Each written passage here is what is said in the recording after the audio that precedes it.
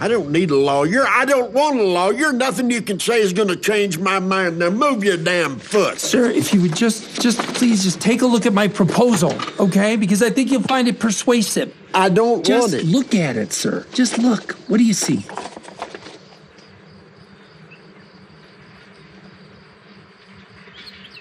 A man fucking a horse.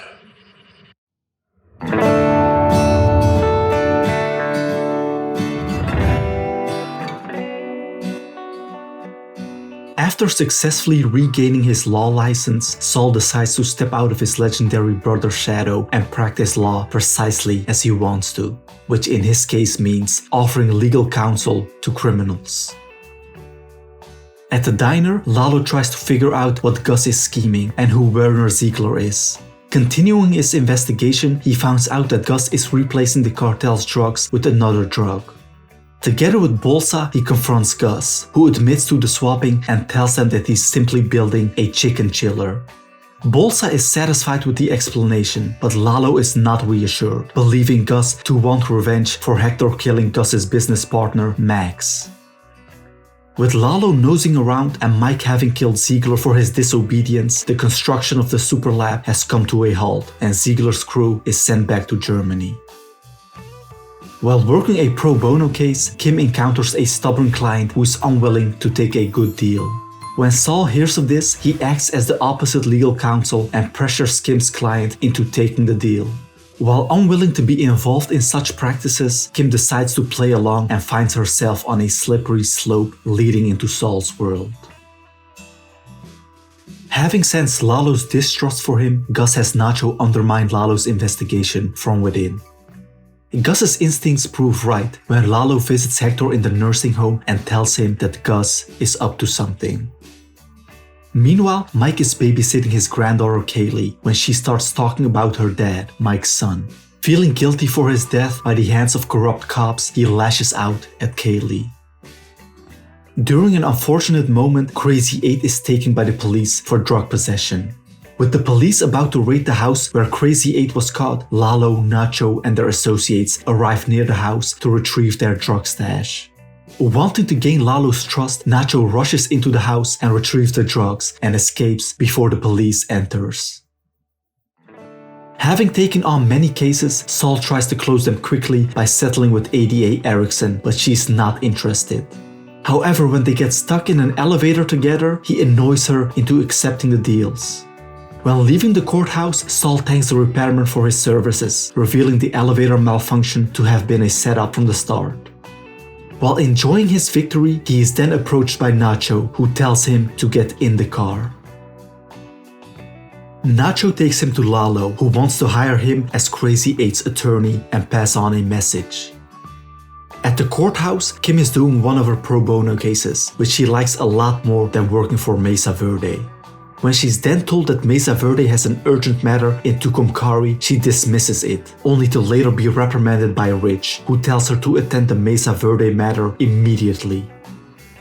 Meanwhile, Saul visits Crazy 8 in the detention center and relays Lalo's message to him, that he is to reveal a part of Gus's operation to the DEA. When the agents Hank and Gomez then enter the room, Crazy 8 gives them the information and becomes a confidential informant for the DEA. Arriving in Tucumcari, Kim is tasked with persuading the last homeowner, Everett Acker, to sell his home so that Mesa Verde can build a call center there, but finds out that Acker is in no mood to be persuaded. Fulfilling his role as a double agent, Nacho informs Gus that Crazy 8 is now a DEA informant and has told the Federales about some of Gus's money drops. Wanting Lalo to believe that he's unaware of anything, Gus doesn't call off the drops. During a lunch with Howard, Saul is offered a position at HHM. Seeing that Saul is unimpressed, Howard gives him time to think about it and then drives away in his fast jack with Namaste as his license plate. At SNC, Kim tries to persuade Kevin and Paige to build the call center somewhere else, but Kevin demands Acker's plot of land since it legally is theirs. Out of ideas, Kim visits Saul at the courthouse and asks for his help. Happy to help her, Saul goes to see Acker and convinces the man to hire him as his legal counsel.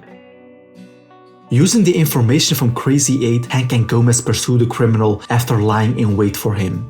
However, the criminal drops the money and flees, escaping Hank and Gomez to be picked up by Victor, who then calls Gus to inform him that everything went according to plan. After having been refused as a babysitter for Kaylee, Mike is robbed and stabbed by some local thugs. When sometime later he opens his eyes, he finds himself in a small village in Mexico.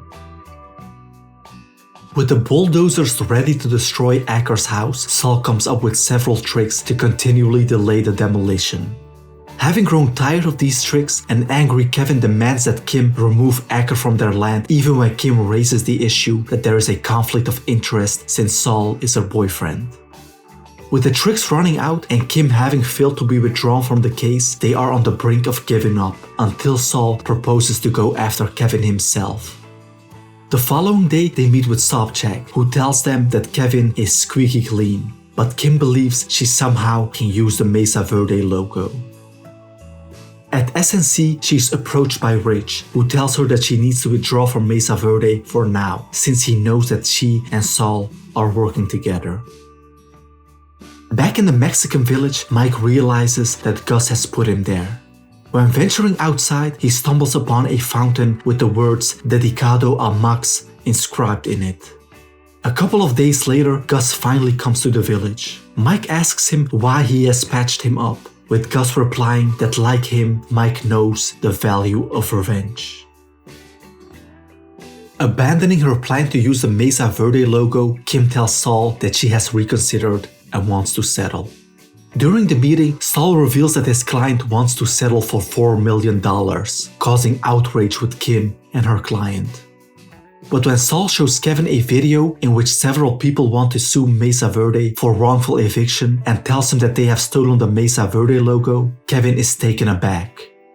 He quickly decides to offer a higher price for Acker's home and a large sum for the original creator of the logo if Saul does not release the video. A victorious Saul happily agrees. When Kim then gets home, she gives Saul an ultimatum: either leave now or marry her.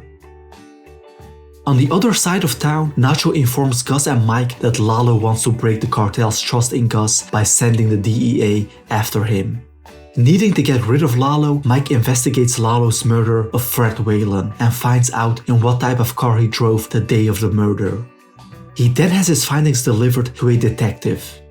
When later Lalo is driving around, the police surround him and he's forced to surrender.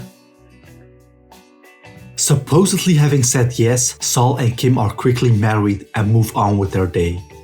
Saul is then called to represent Lalo, who tells him that he wants to be out on bail. While returning home, he finally decides to tell Kim about Lalo and his connections with the cartel. Meanwhile, Gus is attending a board meeting of Madrigal, the umbrella company that owns Los Pollos Hermanos. After the meeting, the CEO of Madrigal, Peter Schuler, together with Lydia and Gus, have a private meeting in which they discuss the delay of the construction of the super lab and Lalo's disruptions of their illegitimate business. When Peter starts to panic, Gus tells him to stay strong and persist since they have come so far.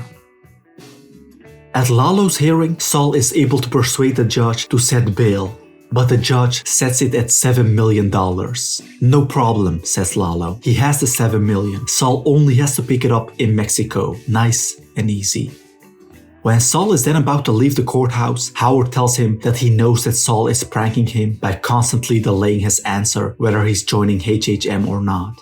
Fed up with Howard's sympathy, Saul yells at him and then leaves. After agreeing to a $100,000 fee with Lalo and informing Kim of his job, Saul crosses the border to a rendezvous point with the cousins, who show up, hand him the money, and leave. However, on his way back, Saul is cornered and ambushed by a group of cars from an unknown party. He's forced to surrender and hand over the money. When the robbers are then about to kill him, they are shot at and killed off, with the killer revealed to be Mike. With Mike joining him, they continue the journey back. But then their car breaks down and they are forced to walk. When Saul doesn't return home that day, Kim visits Lalo for answers, but he tells her to just wait some more. Having spent the night in the desert, Saul and Mike continue their track and stumble upon the surviving robber. Thanks to Mike's motivation, Saul comes up with a plan to act as a target so that Mike can snipe the survivor from afar. Successfully executing this plan, they loot the robber's car, only to find no water. Forced to continue their journey in the desert heat without water, Saul decides that drinking his own piss isn't a bad idea after all. Having made it to the civilized world, Saul and Mike are picked up by Victor and Tyrus. When Saul then bails out Lalo with the 7 million, the crime boss asks him why it took so long, to which Saul replies that he had car trouble. With Saul finally returning home, Kim finds his drinking cup with a bullet hole and tells him that she's ready for the truth whenever he is. She then goes to SNC and in the quick decision decides to leave Schweikart and Copley and do what she really loves, pro bono cases. Wanting to figure out who the gunmen were, Gus has Mike describe them and realizes they were sent by Bolsa, who probably wanted Lalo to stay in jail so as to not disrupt their drug business. At the nursing home, Lalo visits Hector and tells him that he has to retreat for a while and that Nacho and Tuco will take care of the Salamanca business in the US. However, before going home, Lalo goes to the desert and finds Saul's car full of bullet holes.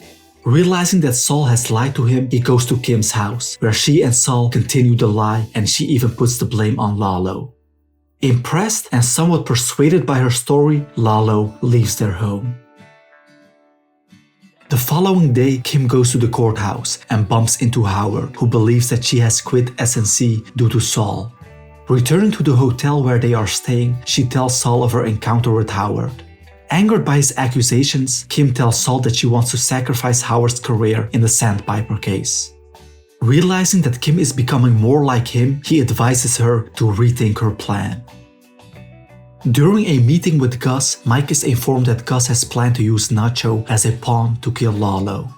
When finally arriving in Mexico at Lalo's home, Nacho is called by an unknown man to leave the gate open in the middle of the night. Later that afternoon, Lalo and Nacho visit Don Eladio, the head of the cartel. Impressed by his ambitions, Eladio allows the promotion of Nacho in the Salamanca family. Back at the compound, Nacho distracts Lalo, opens the gate and flees the compound, while a professional hit team enters. However, Lalo accidentally spots one of them and a battle for survival ensues. Thanks to his wits and ruthlessness, Lalo manages to kill the assassins and has the last one call his middleman to inform him that the hit was successful. Realizing that Nacho was in on it, Lalo leaves the compound and is bent on revenge.